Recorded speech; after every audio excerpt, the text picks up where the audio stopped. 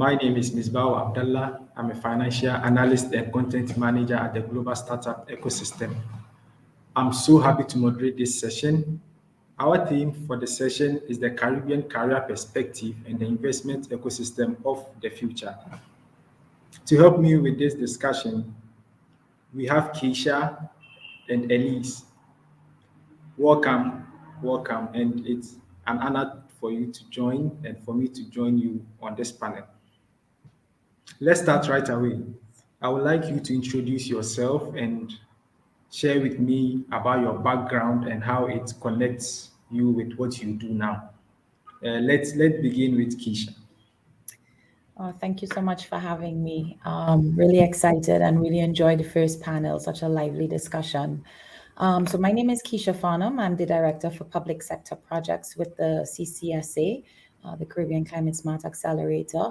My background is in development for the last 19 years. I think my truly regional experience would have started as a program manager with the Australian Agency for International Development, where I would have managed a suite of projects across 14 countries in a range of development sectoral themes.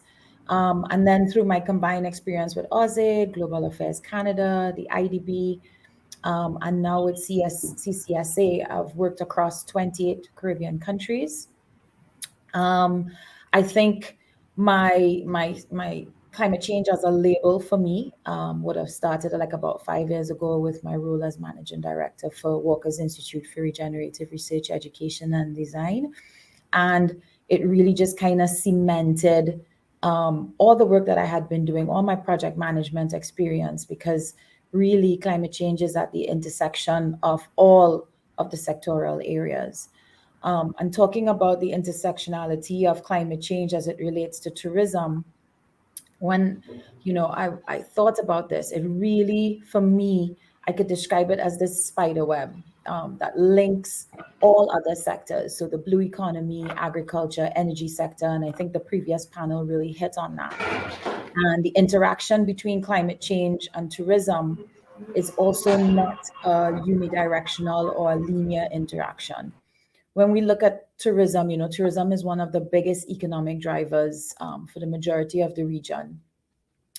And while as a region, we are minor contributors to the global greenhouse gas emissions, we are one of the regions most affected by the impacts of climate change. And it is very costly for us, right? So, economic analysis that has looked at the areas of, increased hurricane damage, loss of tourism revenue, and infrastructure damages have shown that the cost to the region could be up to US 10.7 billion by 2025, right? And that is more than the combined GDP of the Organization of Eastern Caribbean State members alone. Then on the other hand, when you look at the impacts of tourism on climate change, fossil fuel consumption is a major driver for climate change. And all the amenities that are needed to create and keep a viable tourism industry, we look at the region that's spending over US 37 billion of our foreign exchange earnings. And this, of course, further reduces our potential for economic growth. So looking at employing forms of renewable energy will not only tackle two problems, climate change, but also economic competitiveness within the tourism industry. And then when we look at, let's say, the use of plastic. So according to the One Planet Network, 80% of tourism is in coastal areas. And that generates around 8 million tons of plastic in the ocean each year. And then 40%, you usually see a 40% increase on that during tourism season. So that intersectionality between climate change and tourism is undeniable. And definitely, as we go along in the conversation, we'll talk a little more about sustainable tourism and how that could be addressed. We definitely need to watch those interactions. And then to touch on the tech aspect very briefly, innovation has its role to play both within the tourism industry, but innovation is not just only about technology, it's also about new ways of thinking and doing and acting. And so innovation, framed within the technology space is that access to latest technologies through solution providers, but also the activation of indigenous technologies within the region that would allow us to leapfrog as a region to the forefront of climate action. Wonderful, wonderful. Now, over to you, Elise. Kindly introduce yourself and give us a brief information about your background and how it connects to what you do. Absolutely. Lovely to be here this morning and, sharing this panel with esteemed colleagues. And the discussion this morning so far has been really, really thought-provoking and very inspiring, I must say. So I am the program manager for WIRED, and WIRED is the acronym for the Walkers Institute for Regenerative Research, Education and Design. So WIRED manages the largest regeneration project in the region, where we are taking 277 acres of mined lands and we've transformed that into a nature reserve on the east coast of Barbados. So just like our name says, we're looking at education, we're looking at data collection as an institute, we're looking at regeneration, which is obviously the heart of our program, and then we're also looking at community outreach and development of people in this space. So, we have a lot of fun doing the work that we do. It is very hard work, and it is a lot about culture change as well. Transformation was a word that came up a lot this morning, and we deal with that on a daily basis when it comes to the ecology of the space, but also how we're learning about things that are happening from a day-to-day perspective and how those things can be scaled up and applied to different scenarios across the region and in other places in the world. So when we look at regeneration and then we're aligning that to tourism, particularly the way that we approach that in the region, it has been very exciting for us to explore ways of looking at regenerative tourism. So people want to come to Barbados, they want to come to spaces like this, and they want to leave these spaces better than they found them. And we have several opportunities for people to engage not only in our projects, but in the work of partners that are housed at Walkers Reserve, but also are in spaces across the nation. So the work is very rewarding. And, it's very encouraging to see people taking up this message, the momentum building behind the work that we do, and seeing how perspectives are shifting around how we are to approach tourism and how we make the idea of tourism regenerative. That's lovely, wonderful. Thank you very much for sharing your background and letting us know more about you. All right, let's dive straight into the discussion. So, Keisha, can you share any projects that the CCSA is doing to empower Caribbean professionals and entrepreneurs? Well, as an organization, and Raka would have touched on some of this in her presentation, but as an organization, we're working towards becoming the global standard for collaborative action to achieve sustainable climate smart results for the region. And so what we want for the region is to become the world's first climate smart zone. And how that happens is through the strengthening of the region's readiness and response to disasters, as well as driving the transformation of our economy and fast-tracking sound public and private investment opportunities. And this is a very ambitious goal, but we are, if nothing else, we view the world and the region through the lens of opportunity. And so for us, most of our work is how do we bring partners together, whether that's public or private sector partners, in a way that allows us to really catalyze this type of transformation in the region. So we work primarily in matchmaking. So in matchmaking investors and projects, so connecting investors and donors, businesses, key government leaders, etc. We are constantly identifying and packaging a pipeline of opportunities, and we're aggregating projects across sectors and geographies. So we're across 28 Caribbean countries. And because of our size, really a lot of projects, and particularly to gain the interest of investors, being able to aggregate projects across geographies not only maximizes impact, but actually makes it more attractive to investors. In terms of creating economies of scale as well, we try to make sure that we look at bringing the best investment practice to the table when it comes to amalgamating similar solutions. And then we also work in the area of blended financial instruments. So using philanthropy to unlock investment potential and bring new capital to the region. And in that regard, we work with the multilateral development banks, the development agencies, but also with private capital. And then, of course, I had mentioned innovation earlier. So we look at how we can help the region access latest technologies, either through relationships with solution providers or by catalyzing indigenous innovation and technology that is born in the region to solve problems of the region. And then lastly, we work within the area of raising the climate agenda awareness. In a lot of these conferences, we're speaking to the choir, right? So, we feel like, okay, our message is being heard, but for a lot of persons, they are outside of this discussion, outside of this conversation. And so kind of raising this awareness and how it impacts their daily lives and how it impacts their opportunities for the future is really, really important in terms of getting that message out. I would say one concrete way that we do this matchmaking, and I'll just use this one example, even though there are many others, is the Investor Forum. So coming out of COP in Glasgow last year, which would have been COP26, we really saw the opportunity to engage investors, donors, and philanthropists from outside the region. And we would have hosted our first Investor Forum in December 2021. And we would have featured at that Investor Forum $10.5 billion in projects alongside a diverse panel of high-level impact investors. And since then, we've had two virtual events, one featuring OECS projects, or Organization of Eastern Caribbean State projects, and another just completed in September, and that focused on the blue economy.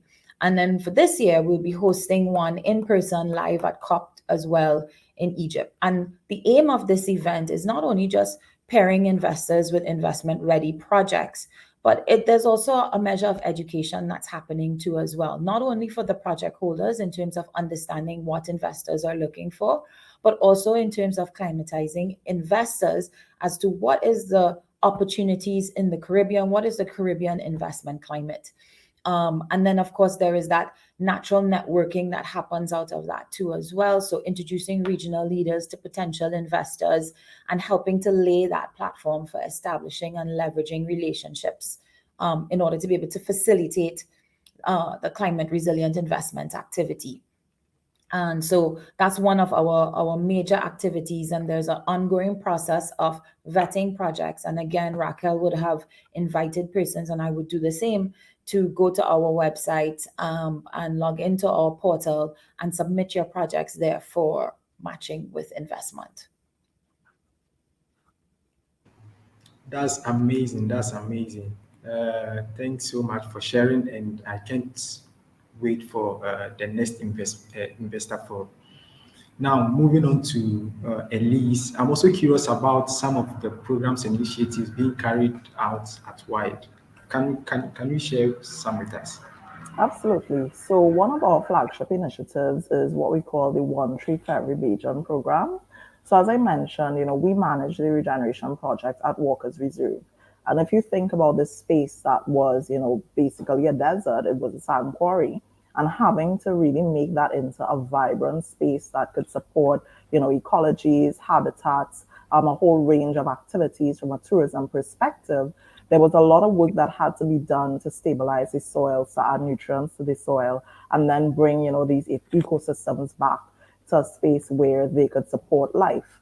So we have done a lot of replanting in this space, and the One Tree for Every Bajan program has really been able to bring people to the understanding of how we offset our carbon footprints, but also how we like to say, put the right plants in the right place at the right time. So we're not just planting trees, but there's a variety of different types of grasses, shrubs that we would put in that would be amenable to the environment at the reserve, that we're also showing people, if you are, along the coastline, there are particular plants that you can use to really use these nature-based solutions to solve the issues of, desertification and the impacts of climate change on different levels. So that is really one of the programs where we've seen a lot of engagement across various sectors and on all different levels, from individuals to corporate entities to developmental organizations, because people understand very directly the importance of putting trees in the ground. We also have done a lot of work when it comes to supporting the local environment for entrepreneurship. So we've started what we call our eco market at the reserve, which really provides a space for local entrepreneurs, and this is community-based persons to come to the reserve and sell and display what they are producing locally. And it's very important for us to showcase the quality products that people are producing on island, to show people that we can really be enhancing these circular economies, where what we are harvesting from the land, we're able to process on different levels and then create products that go back into our markets and go back into our own hands as Caribbean people. So those are two initiatives, activities that really are forerunners for us. We do a lot of data collection, work with universities and different academic institutions, because it's important for us to be able to walk the walk and not just talk the talk. So, the activities that we have ongoing at the reserve, we're able to show how this is actually making an impact when it comes to building up the climate resiliency, not only for Barbados, but for the region. There are lots of other opportunities for people to come in and volunteer with us, intern with us, build up their level of knowledge around, the impacts of climate change and the solutions that we can generate within the Caribbean to advocate for, solutions to this crisis that we're all facing. And, we've seen a lot of forward movement, that building of momentum behind a lot of these solutions, because people are coming to the reserve and having first-hand experiences of what these, can look like and what they can do when it comes to mitigating the effects of climate change. That's so amazing. That's so amazing. I couldn't have said it any much better. And to reiterate what Raquel from the previous panel shared, there are no challenges. There are only Only opportunities. opportunities, yes. Yeah. And key Are we frozen? is in fostering partnerships like the Investor Forum. So I would like to also hear your thoughts about what you see as the investment opportunities that are yet untapped and that are available in the industry. Let's begin with you, Keisha. This space is so broad and so wide, particularly because of the intersectionality of tourism with so many other sectors. I mean, when you think about sustainable tourism, I Walker's Reserve is definitely, here in Barbados, one of those projects that has such a circular economy approach that it is really just kind of like a best practice beacon, to be quite honest. But tourism, sustainable tourism, it doesn't only generate economic wealth. There's an environmental side to it. There's a social impact side to it. And so, for example, going back to that same example about the plastics, so tourism companies and destinations being willing to commit to eliminating plastic items could just be part of that step, right?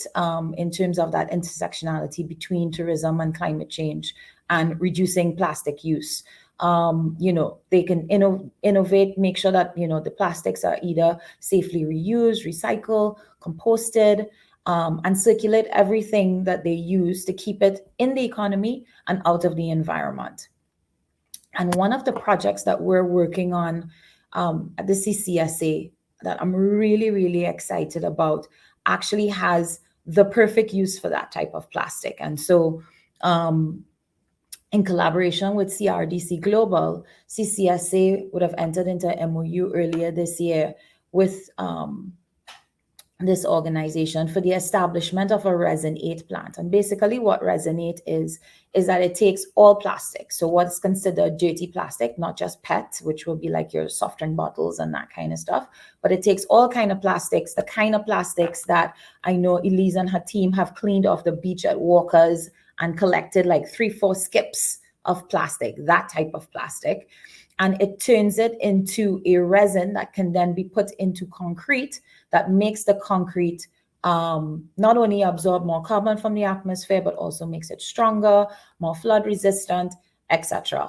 So it's the perfect circular economy approach. It's a perfect example of doing good and doing well. And so we're working with organizations that are already collecting plastic within the region, and organizations that are within the manufacturing sector, or companies that are in the manufacturing sector. And in cases where there is no collection program, we're looking at implementing a collection program called the Bag That Builds. And we're really, really excited about this project. We would have attended the launch in Costa Rica and really seen this equipment at work, seen what was done. And interestingly, as part of that experience, we actually did a river cleanup first. And then the stuff that we got from the river cleanup is what we put into the machine, and we saw it work firsthand. And really, these types of partnerships, and I mean, Lee's also alluded to it, that whole partnership of private sector, public sector, the communities, really working together to solve a solution. It's very evident in this project. I would also say, actually, you know what? I'll save some of this for the end because it's so much, and I'll let Elise go ahead and answer this question. Thank you so much. Yeah. So, Elise, over to you. Yeah, thank you, Keisha. So when it comes to investment opportunities, I mean, first of all, we use the word engagement a lot, engagement and partnership and collaboration. So I would have mentioned, there are lots of different initiatives that we hold space for at Walker's Reserve. I mean, the space itself, the physical space is quite large. And because of the nature of the project, we have a lot of NGOs, community groups, school groups. You have like the Cub Scouts and things like that. You have people coming from different universities at home and abroad who want to come in and have some kind of experience on site. And the range of experiences is quite large. From the beach cleanups that Keisha would have mentioned, to data collection, which doesn't sound exciting, but it really is, given the space that we're in. People doing things at nighttime, early in the morning, in the heat of the day. And then you have that connection between all these various stakeholders, the kinds of conversations that I've seen happen between people, and the light bulbs that go off because of that sharing of information.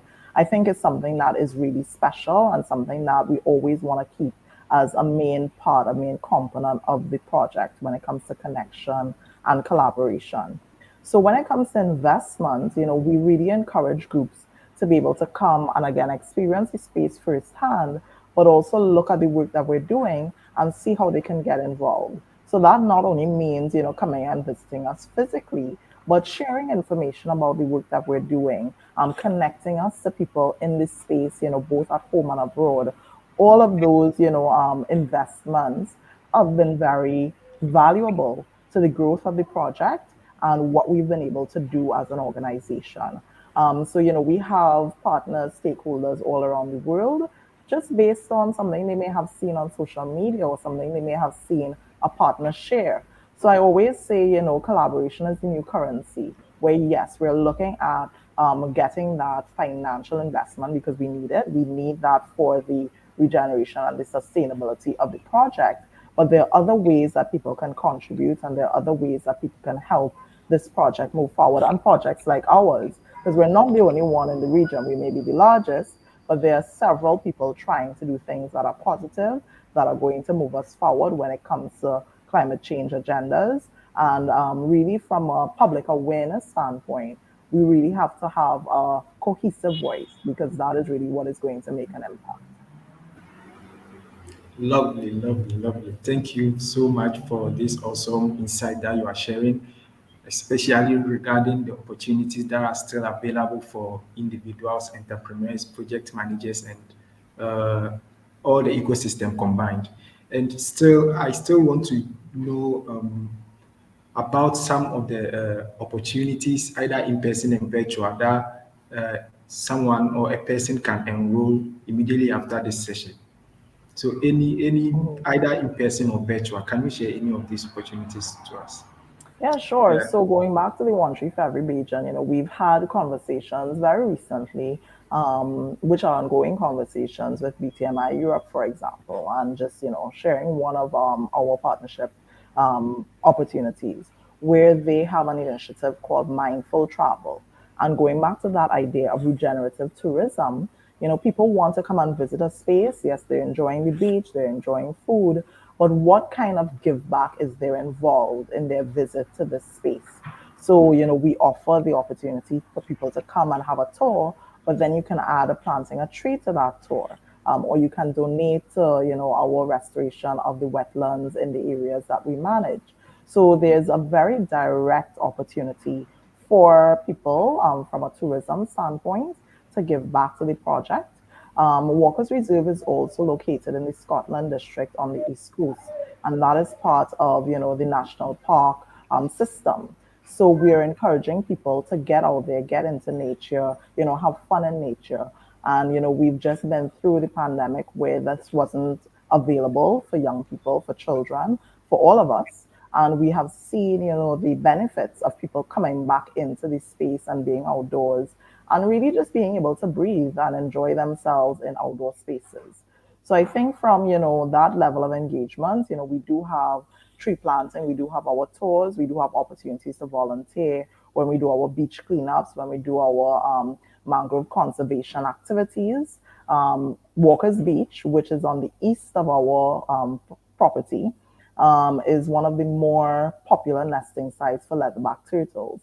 So there's a lot of work that we do around that as well, where we're raising public awareness, but also physically cleaning up the beach so that, this type of animal that is so important to our ecosystem is able to survive and thrive in our space. So yes, so I would say that we have these, physical engagement opportunities for people to come in and experience the space and give back through various programs. And then, of course, there's the opportunity to donate if you're not able to physically visit, to donate our various programs on various levels. We have that mechanism available on our website so that you're able to pay, via credit card, etc. But we do love working with groups where we can look at longer term partnership opportunities, which goes across different levels, both from a financial contribution standpoint, but also from understanding, what the organization may be looking to achieve with their own goals, whether it be CSR or otherwise, and how working with Wired can help achieve those goals. So we're actually going to be at the Global Business Week conference over the next 3 days with Tricor, which has been a long-standing business partner for Wired. And, we really look forward to speaking to various people about what we do, how they can get involved, and also how they can connect to some of the organizations that we work with. Because it's not just that we want people to get involved with the work of Wired, but our work really brings on board other people. As I said, collaboration is the new currency, and we really are looking to connect people within this ecosystem on the island and in the region. Thank you. Thank you very much. I do wish we had more time to delve into some of these issues. And still, let's quickly move on to the wrap up session. So we will just go around and close with this. What's the one thing you think you and everybody that's here today should be thinking about that maybe we are not thinking about? Yeah, let's start with Keisha. I think what I would really like individuals to do, because just to tap into that last question about additional investment opportunities, I would have mentioned that we would have just completed our investor forum, and it was focused on the blue economy, and there were a plethora of projects that really tapped into Ridge to Reef interactions, and looking at how we can sustainably manage environmentally things that are impacting the environment, for example, sargassum seaweed. So there was a project called the Woolly Rock Rose project in Dominican Republic. There was a huge data collection project that would allow for a lot of subsea data collection called Blue Movement. There was a project that looked at a connection to fisheries and tourism and climate smart agriculture. So in terms of having a look at the investment opportunities, I would encourage people to go and have a look on our YouTube channel, for that, and to reach out to us if there's any interest in the projects that were presented then and there. But I think what I'm seeing, and I think Wired manifests this, but I'm also seeing this in other really good blue economy projects, is that whole of ecosystem approach to project development. And so if it is that you're looking for, you have a project within the tourism space, really kind of examine how that project impacts, you know, in various areas. So how does this project source its energy? Could you tap into renewable energy resources? Could you make it 100% renewable energy resources or the majority? How could you look for energy saving efficiency options in the development of that project or your ongoing business? What systems can you change? What innovations in terms of the way that you're thinking, acting, doing? What technologies could you introduce that would allow you to reduce your carbon footprint? But also just look at how those interactions are impacting the community. So for example, I just mentioned the Woolly Rock Rose project, but really that project, it taps into the local fishermen because they're the ones who would be doing the harvesting. You know, it provides livelihood opportunities for the community. And it's part of, it's being partly managed by the Punta Cana Group. And the Punta Cana Group is really a very excellent example of how, you know, environmental conservation and seaforestation, among other things, can be incorporated into the tourism experience for the mindful tourist. So I would say, you know, make sure that your projects kind of hit on all of the points. It's a whole of economy approach, and that you're looking at not only how the climate change impacts you, but how you impact climate change. Wonderful, wonderful. Thank you so much, Keisha. Now, Elise, any final words? Yeah, just very briefly, because Keisha said it so well. That call to action, I don't think we have the luxury anymore of sitting back and saying somebody else will solve the problems that we are currently facing. We all need to look at, the roles that we are in and how we can find opportunities to make a positive impact when it comes to the environment, but also when it comes to community and culture change. That idea of transformation and looking at this whole systems approach and everything being integrated, I think is very important. So there's no more room for silos. There's no more room for myopic or secular thinking. It really has to be about how are we going to be working together? How can we bring our strengths together? And how do we come up with solutions that are going to be, going to take us well into the future? Yeah. Thank you very much. Wonderful. This session has been amazing. Thank you so much for the wonderful perspective that you brought here today and sharing time with us in this summit. We are so grateful for the insight that you shared, and I hope to hear from you in the future. Thank you so much. Thank you. Thank you so Bye. much. Bye bye.